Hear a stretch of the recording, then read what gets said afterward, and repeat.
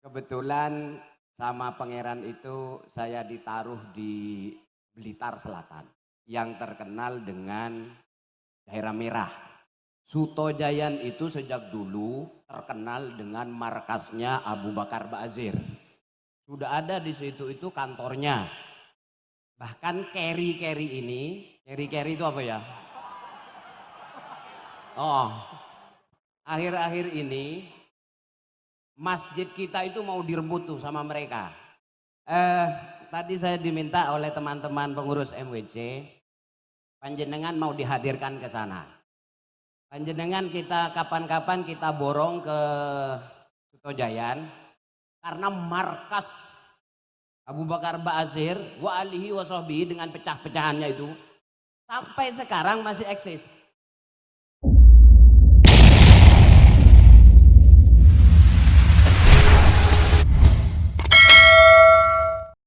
Bismillahirrahmanirrahim.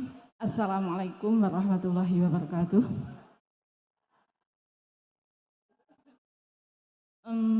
Yang saya hormati para alim ulama, khususipun Gus Islah Bahrawi dari Pamekasan. Dari mana tadi? Dari Madura. Maduranya mana ini, Gus? Bangkalan. Oh, Bangkalan. Okay. Alhamdulillah, amin. Saya bersyukur sekali pada siang hari ini diberikan kesempatan mendapatkan undangan di tengah-tengah keluarga besar Nahdlatul Ulama Kecamatan Wonodadi. Perkenalkan dulu mungkin ya, saya kebetulan keluarga besar juga, tapi tidak tergabung dalam MBCNU karena kami dari Dinas Pendidikan, kami dari KPP Kecamatan Wonodadi. Saya sendiri dari Pikatan 1. Setelah mendengarkan paparan dari Gus Islah tadi, semakin cinta saya dengan Nahdlatul Ulama. Kekaguman saya terhadap Nahdlatul Ulama menjadi semakin luar biasa pokoknya, is the best. Yang ingin saya tanyakan adalah, saya sebenarnya terlahir dari kecil itu dari keluarga Nahdlatul Ulama, tetapi mungkin karena lingkungan sekolah, kemudian juga pergaulan, sehingga mungkin bayang-bayang dari Nahdlatul Ulama itu kurang jelas pada diri saya. Loh, kemudian bagaimana ya Ustadz agar ke-NU-an saya itu bisa semakin mempertajam ke-NU-an saya gitu. Saya harus belajarnya kemana begitu. Mungkin itu yang saya tanyakan. Itu saja, tidak banyak-banyak. Oke, terima kasih. Ada kurang lebihnya mohon maaf. Wassalamualaikum warahmatullahi wabarakatuh.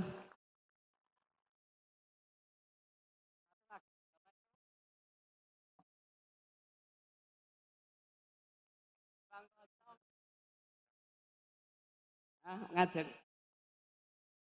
Assalamualaikum.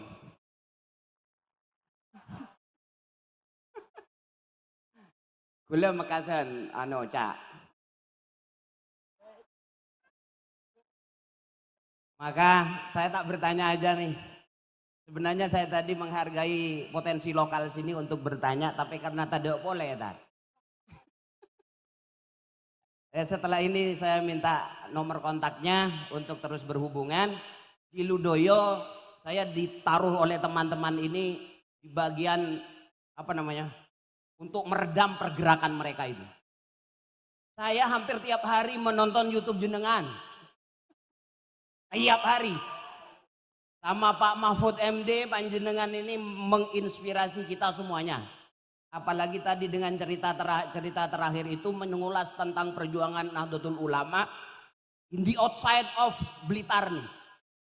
Di luar Blitar bahwa mereka berjuang sekuat itu, kita kayak menjadi sombong gara-gara mayority. Padahal di luar itu kayak gitu itu. Hampir semua teman-teman Kiai pasti nangis tuh tadi mendengarnya apa maling jenengan. Saya kira itu saya penerus jenengan mawon di sini. Pangestu nih, matur thank you. Kenalan dulu, namanya Pak siapa tadi? Pak Yai siapa? Pak Yai siapa? Namanya Ahmad Rifai. Oh iya, senasab dengan Gus Islah ini. Mekasen Madura. Langsung ya. Saya jawab dua-duanya tak langkong. Ini Pak Mahfud ulang tahun hari ini. Saya tadi sempat WA-an mengucapkan ulang tahun yang ke-66. Hari ini ulang tahun. Nah, cerita sedikit lah soal Pak Mahfud. Pak Mahfud ini harus berdiri. Pak Mahfud ini saya dekat dengan Pak Mahfud. Pak Mahfud ini adalah salah satu yang menginspirasi saya karena Pak Mahfud ini berpolitik karena ilmunya. Karena kepintarannya, dia kemudian ditarik untuk berpolitik. Pernah menjadi legislatif, pernah menjadi yudikatif, dan menjadi eksekutif hari ini.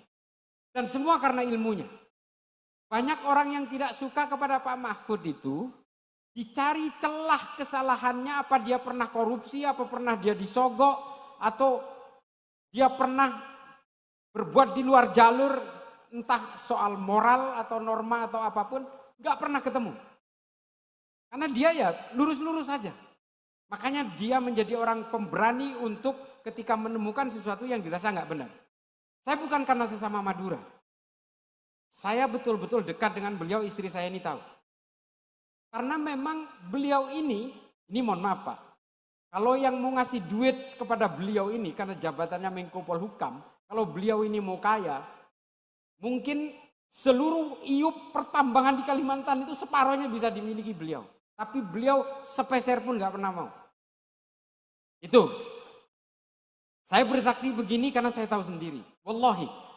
Kalau Pak Mahfud betul-betul hanya ingin memberikan keilmuannya. Dan Nahdien sejati. Mulai dari zamannya NU digencet-gencet sampai ketika Gus Dur jadi presiden sampai hari ini. Makanya Pak Mahfud itu leluasa bergerak. Kalau menemukan yang gak benar, dia suarakan aja. Gak pernah berhitung secara politis. 364 triliun dari Kementerian Keuangan. Oh jangan Menteri Keuangannya teman saya. Gak pernah. Dia ngomong-ngomong aja. Kalau gak benar ya gak benar aja. Itu Pak Mahfud. Dan satu hal. Kalau tidak ada daya dobraknya Pak Mahfud. Mungkin kasus Pak Sambo tidak akan seperti hari ini Pak. Gak ada yang berani Pak. Ini kebenaran. Saya memang bekerja di Mabes Polri. Tapi kalau ada sesuatu yang gak benar. Ya harus disuarakan juga oleh Pak Mahfud. Dan itulah hasilnya hari ini. Pak Mahfud tidak pernah ke kiri, ke kanan. Dia bergerak lurus saja. Alatul kata orang Arab. Kalau dia rasa ini salah, dia akan terus melawan itu sampai kebenaran betul-betul keluar. Betul-betul timbul. Nah itu Pak Mahfud. Jadi karena ini direkam, ya saya ucapkan selamat ulang tahun kepada seorang pejuang Nahdien yang bernama Profesor Dr. Mahfud MD. Yang kedua, Ibu tadi Ibu pengajar ya.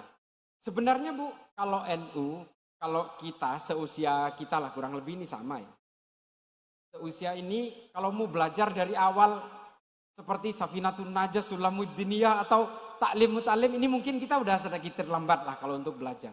Tapi satu hal yang harus kita sadari, basis dari seluruh ilmu-ilmu Nahdlatul Ulama itu yang disampaikan oleh para ulama dari tabi'in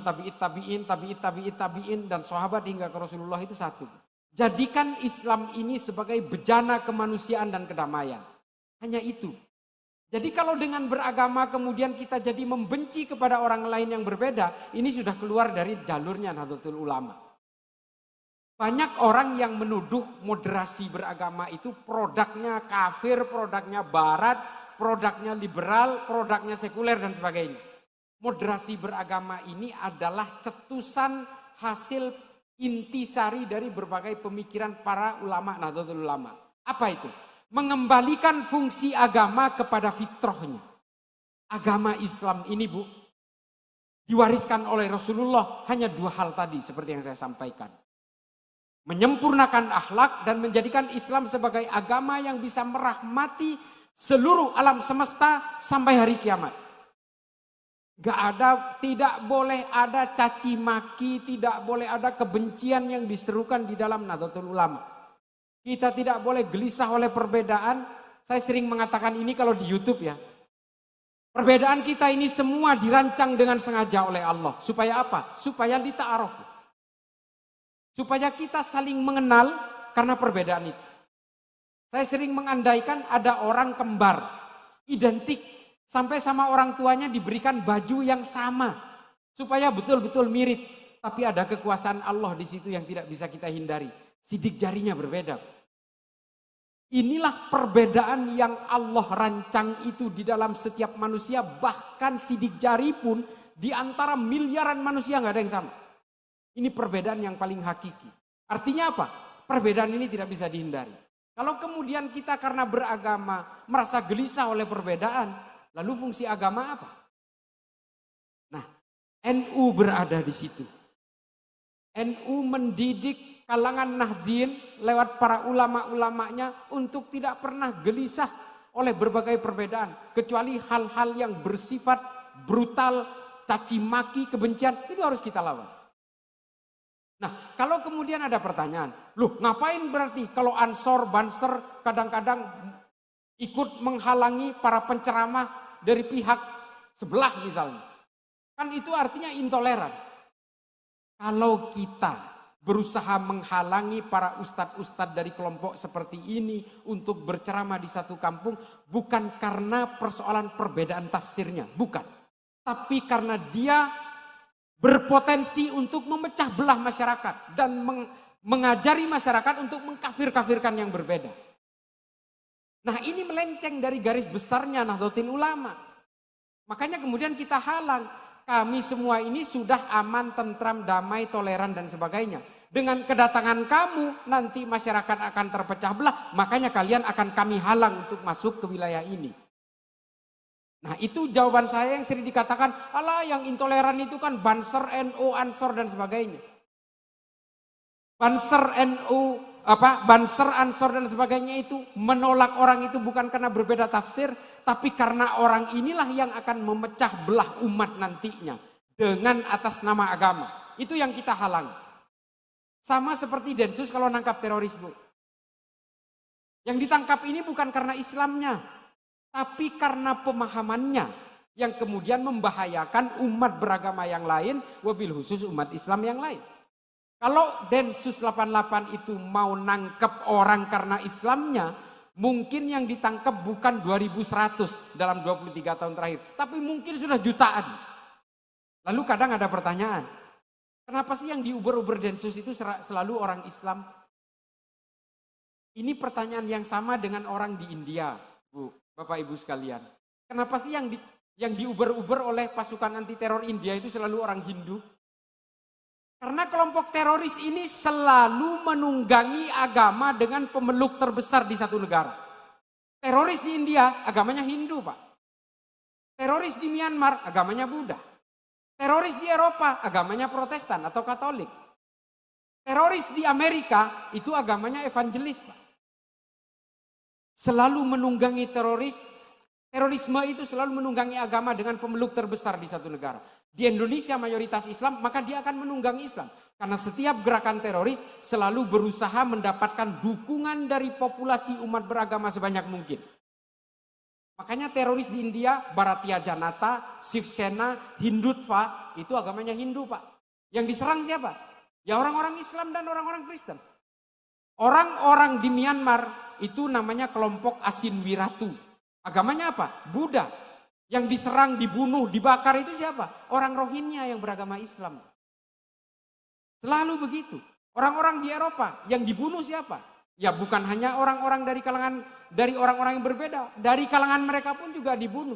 Baader-Meinhof, Paske, IRA, ini kelompok-kelompok. Di Amerika apa? Evangelis, kelompok-kelompok white supremacy, Ku Klux Klan, banyak sekali jumlahnya. Nah, agama ini bukan soal kebencian dan juga soal mengkafir-kafirkan orang lain. Perbedaan tafsir di antara pemeluk agama tidak bisa dihindari.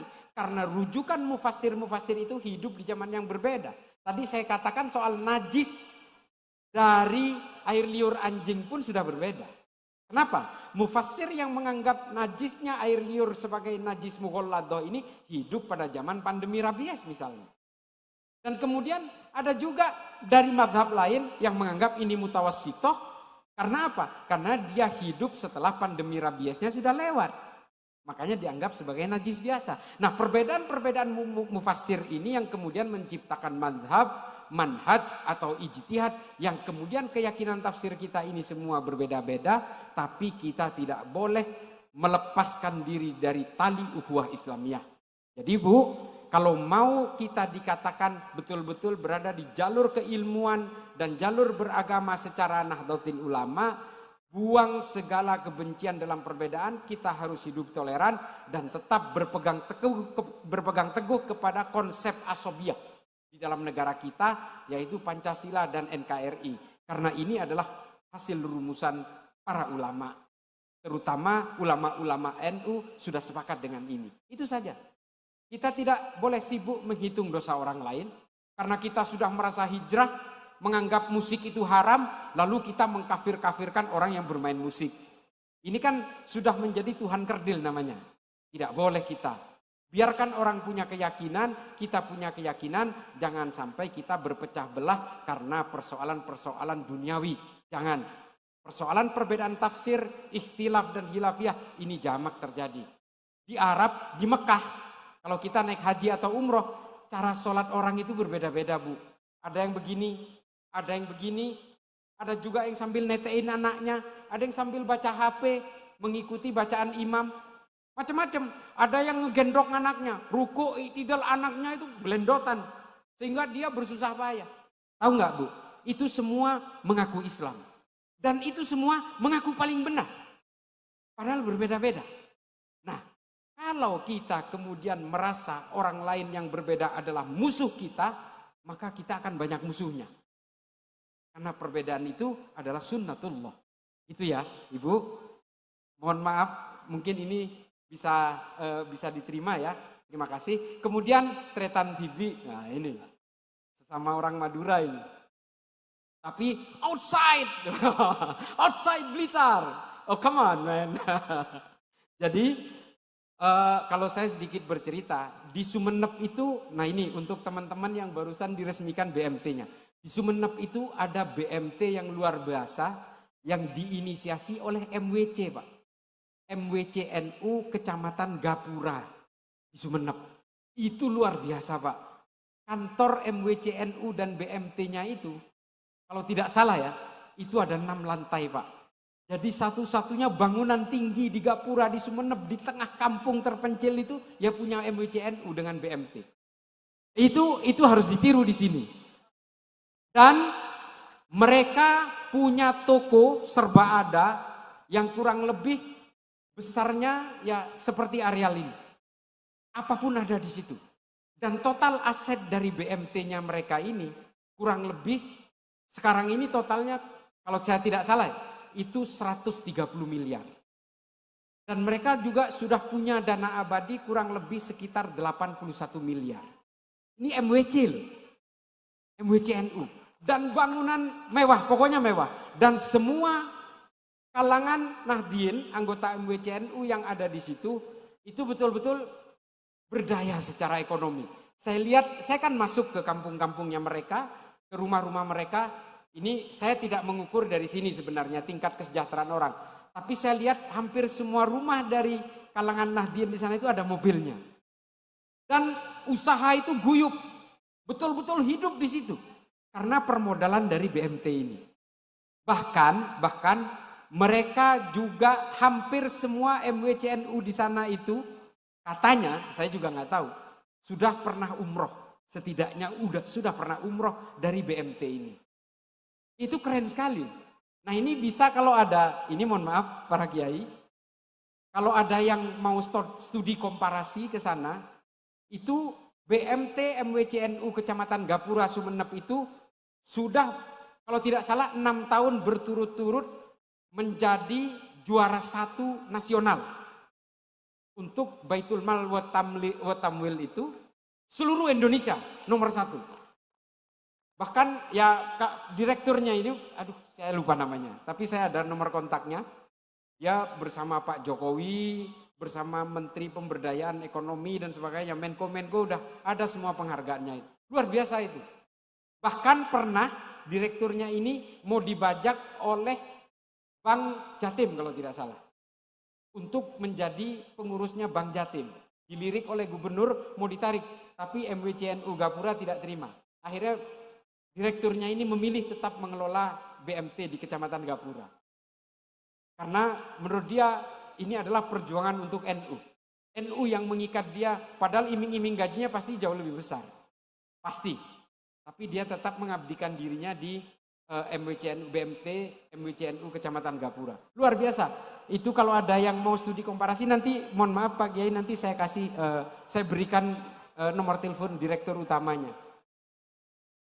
Jadi itu kalau soal kelompok merah itu, biarlah urusan penegakan hukum menjadi bagian dari polisi. Kita garap yang di akar rumput. Karena bagaimanapun begini, Tretan. Dulu di Afghanistan, Bapak Ibu sekalian, orang-orang seperti kita ini meremehkan Taliban. Dulu. Meremehkan Taliban karena Taliban itu dianggap orang kampung, orang gunung yang tidak mungkin bisa menguasai negara ini. Udahlah, itu orang primitif, orang kampung, orang gunung yang tidak mungkin akan menguasai negara ini. Selalu begitu dulu. Orang-orang di Afghanistan, di Kabul. Perlahan-lahan mereka merangkak yang istilahnya crawling revolution. Revolusi merangkak. Mereka menguasai 1 distrik, 2 distrik, 3 distrik. Hingga akhirnya distrik itu betul-betul mendekat ke Kabul. Ke ibu kota Kabul. Dan ketika ibu kota Kabul dikuasai oleh Taliban, orang-orang seperti kita hanya bisa mencari bandara Pak. Untuk kabur dari tanah kelahirannya sendiri. Hari ini Afghanistan betul-betul dikuasai oleh Taliban. Sehingga apa? Semua orang tidak boleh bebas berekspresi. Tidak boleh semuanya perempuan-perempuan ini harus bercadar. Bahkan matanya pun harus ditutup oleh kelambu. Seperti jaring-jaring itu. Yang namanya burka. Kalau melanggar itu, tahu nggak apa yang dilakukan oleh Taliban? Hidungnya disobek Pak. Bapak Ibu sekalian. Hukumannya adalah hidungnya yang disobek. Dan apa yang terjadi hari ini? Saya mohon maaf. Saya bisa ceritakan sedikit. Orang di sana hari ini jumlah yang tangannya buntung itu sudah semakin meningkat.